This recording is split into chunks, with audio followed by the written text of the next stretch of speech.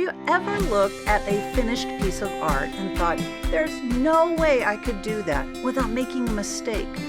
Well, today I'm going to show you that mistakes aren't just okay. They can be where the magic happens.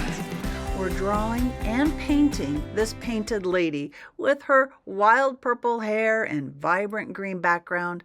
But here's the secret. This piece was born out of my impatience. And there are a few oops moments that almost went sideways. If you ever felt the urge to rush a project or struggled when drawing people, this video is for you. Hi, my name is Tammy, and if you've seen my wild and fun hair tutorial, you know I love letting the pen lead the way.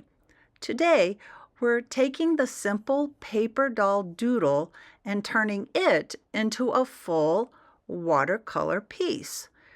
It was originally meant to be a quick birthday gift, and I expected it to be easy. I had done another before this, but the paint had other plans. Well, stick around and see how I saved a ruined background and turned a bleeding heart into a design choice. So let's talk tools. I'm using a fine liner pens. Specifically, this is a Fudensuke brush pen whose nib has seen better days because of the rough watercolor paper. And I also have a pencil for light sketching. I used a kneaded eraser, and I have my watercolor palette. And we're going to be working with secondary color scheme today. So that's purple and sunny yellow and green. These colors work really well together, and they were chosen for the person receiving this gift. So for a long time, I avoided drawing people because I thought it had to be complicated. But once I gave permission to myself to keep things faceless and imperfect, it became something I looked forward to.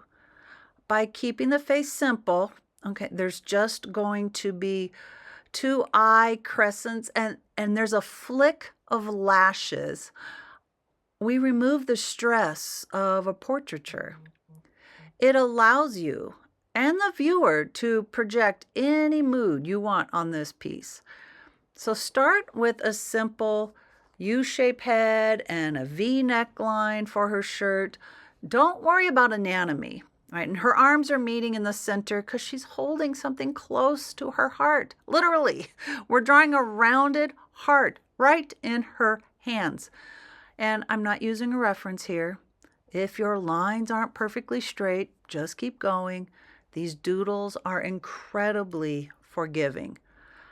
All right, now for her hair, let me explain. I used this big cloud-like shape, right? And I actually used a pencil because I wanted some of her hair to be in front of her shoulders, and I wasn't sure how much of her shoulders would be visible. So in this way, I could erase my shoulders and leave the long hair. And since the recipient of this card has long, full hair, I'm giving this paper doll serious volume. Now, there's no plan, there's no right way for it to turn out. It's just a container for the personality that we're going to add with color. So we're starting with the hair, and I'm using this light purple. It is a highly granulating purple. And you can tell this definitely as it starts to dry. Now, I let this color pool in different areas, and it creates different values. And this kind of helps give the hair some texture we don't even have to draw all the different single strands. And it's meant to be meditative, or at least it's supposed to be. I mean, I've already got color on her cheek, all right? I'm trying to stay within the lines, and it didn't work perfectly. And the other thing I have is this weird bump on the forehead. I don't know what I was thinking, so I do try to cover that up a little bit with paint. But we're going to keep going because there's more to this painting. Now, I was able to get some of that purple off her cheek by using a very clean brush, and you just kind of wipe it away like you would an eraser and lightly lift that color off. Now, I'm going to paint this yellow dress next, and I'm mixing up some color to see what I really want for this. But this is what I want you to know. I'm painting this in a hurry. I did not want to get up and get my heat gun, and I thought I could control the wet paint. Okay, spoiler alert, I couldn't. Okay, now I'm actually painting the bottom of her dress because I'm going to give the hair a chance to dry, even though the dress part is going to be all the same paint, but it obviously wasn't enough time. You'll see later that I even drop my brush at one point and it rolls across my desk and I get paint on the part of the paper that I didn't want any paint at all. Okay, so this is just crazy. So I'm painting this heart, right? You know, the skirt hasn't dried yet. And all I keep thinking to myself is, I want to get this done. I want it in the mail today. And surprise, surprise, it really doesn't even happen. But I hold up hope that I'm going to get it done. So obviously that's a lot of color on that heart. And it's very saturated, right? It's very saturated. It's very wet. And I just want to share, hang with me, because you can see how wet this yellow is. I wanted it to be lighter, and so I add more water to the paint I already had. And by diluting the color, I'm going to get a lighter value of that same color. But it's a lot of water. And I'm going to start seeing the bleeding happen because it's just too wet. But I keep going on. I keep pushing through. I know I'm going to be able to do it. Okay, and there it is, right?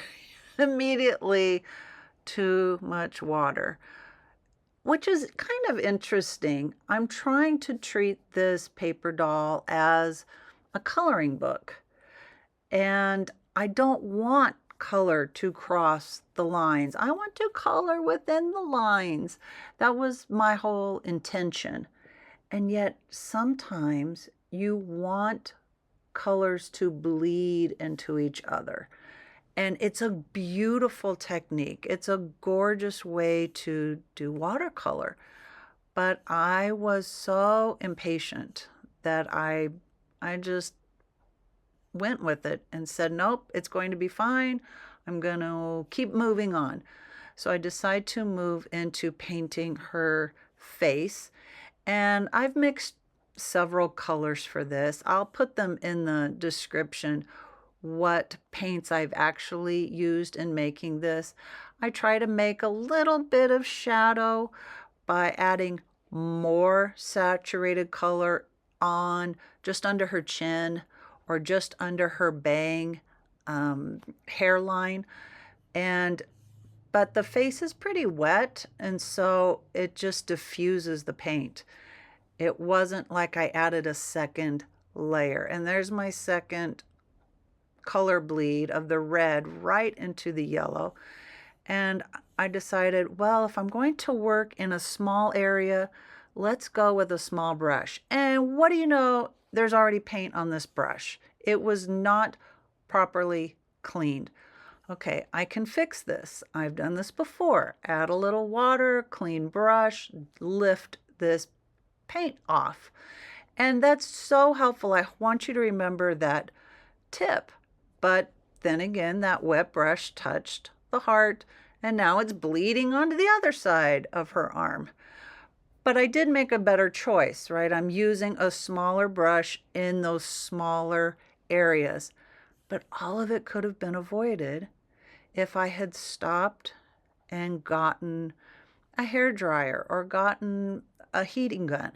So I'm lifting the red, and wow, a lot of color came up. And her sleeve didn't get any cleaner from where the red was. So now I'm going back with water, clean water, to try to lift the red off of her sleeve. And like I said, all because I wanted a coloring book look done in watercolor. So now this heart is really faded. So I have to make a decision on that. I'm coming in on the rest of her top with my very thin liner of a brush. It's still a round brush, but it's so thin. I think it's a 0 or a 1. And so it's really good to get into those tight spots. So I have lifted all the color off the heart. So now it's really dry. And I'm decided I want to start adding some interest. I'm going to take one of my favorite colors. It's quinacridone gold. And that looked really nice with this. But if your color is a yellow, maybe you could add a slight orange to it to get a deeper shade, because your yellow is so light. It would really need a lot of yellow pigment on the brush to make that come through. Well, I've already learned my lesson about the heart. So I said, well, let's add a little color to her cheeks. And wow, that was a lot of color to her cheeks. But because I lifted it up with a paper towel, now I have a faint pinkness to her cheeks. And I decided I was not going to repaint that heart. I'm going to add polka dots. And sure enough, some polka dots are too fat. And so now I have to make some big dots and some little dots, hence all the different shapes that you see in that heart.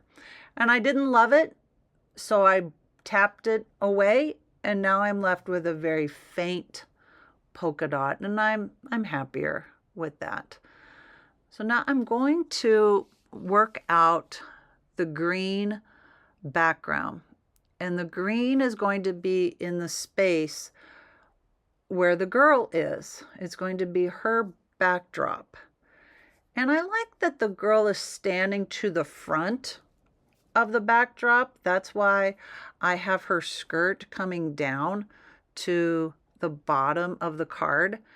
And then the background starts about a 1/2 inch up and has that border of about a 1/2 inch all the way around.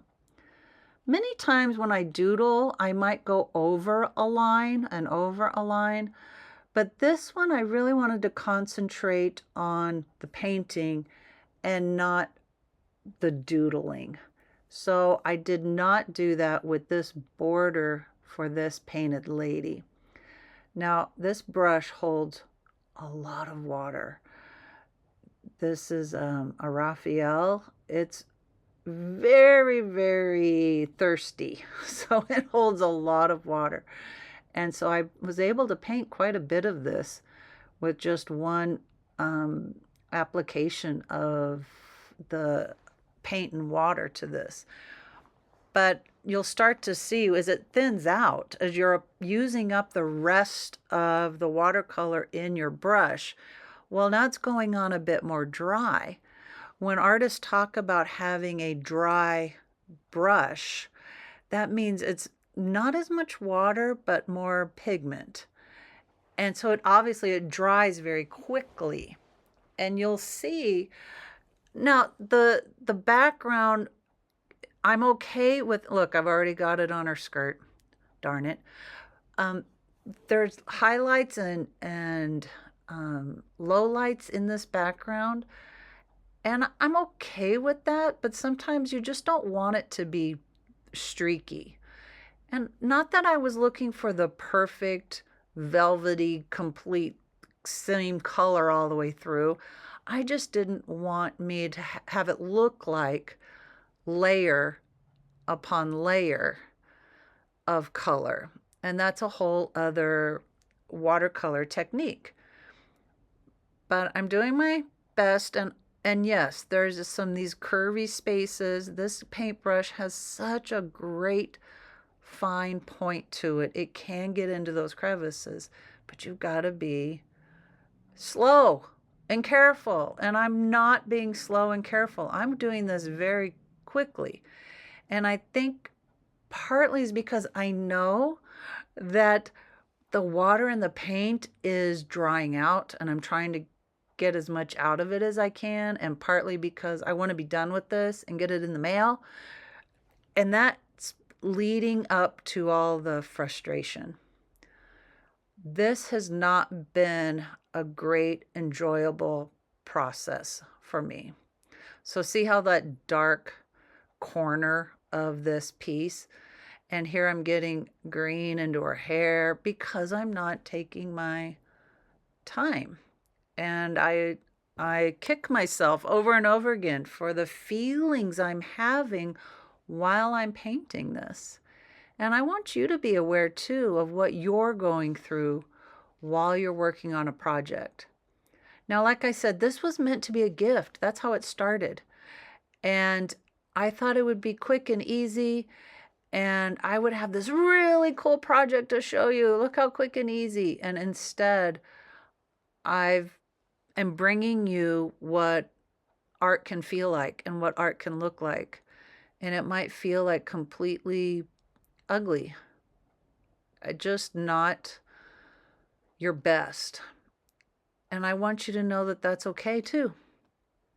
Every time you sit at your desk to create, you're learning something, and give yourself permission for that. Now, I'm going in with some darker purple. This is such a cool color. And I really wanted something vibrant. But listen, my background is not completely dry. And here I am going in with wet paint right next to this wet background. Oh, well, we're just going for it. And you can see there, right there in the corner of her hair, some bleed down into that green. Oh, well, take a breath. Take a breath. Let's just keep going. But I want you to realize too that it's not bad. I'm actually happy for how she looks. I'm just frustrated with myself that I didn't give myself enough time. And what would have cost me? What would it have really cost me to get up and get my heat tool to dry this? That's what's crazy, right? So realize that when these mistakes are happening, like that paint bleed, that's giving you new opportunity. Creativity can start kicking in, right? So when you use a dry brush technique, or you're using a paper towel to mop up that extra water, things are going to change. You're going to get a new perspective. And that's how I did with the heart. I actually liked lifting that color and adding the polka dots. So you're going to see the same thing. I start adding stripes into, I think this is about when it's going to happen. I just cringe when I think about it. Oh, see.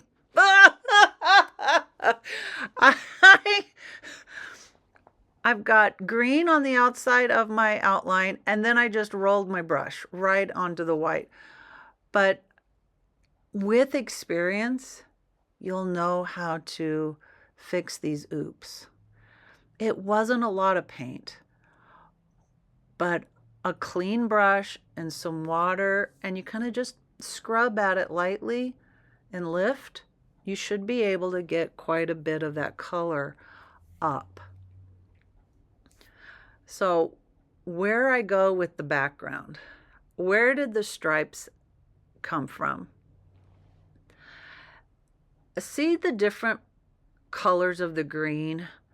I'm calling that like a mottled look. It's not an even color. And I don't mind it on her hair. I can imagine its highlights. But with the background, it's too much. I didn't like that. And I thought, well, what if I repaint the entire background? And then I was like, oh, you've got to be kidding. I am not going through all this again. So once I started that very first stripe, I thought, oh, that's what I want to do. I'm going to give the background a stripe texture, if you will. And that's where that was born. It was literally born out of wanting to cover up, fix something that I wasn't in love with, and something else came out of it. These horizontal stripes and making repetitive lines was actually starting to calm me down. Doing something over and over again, these repetitive lines, is so soothing because it helps to take away the chatter in your head. It turned this large, overwhelming area into something simple and structured. And I really liked that.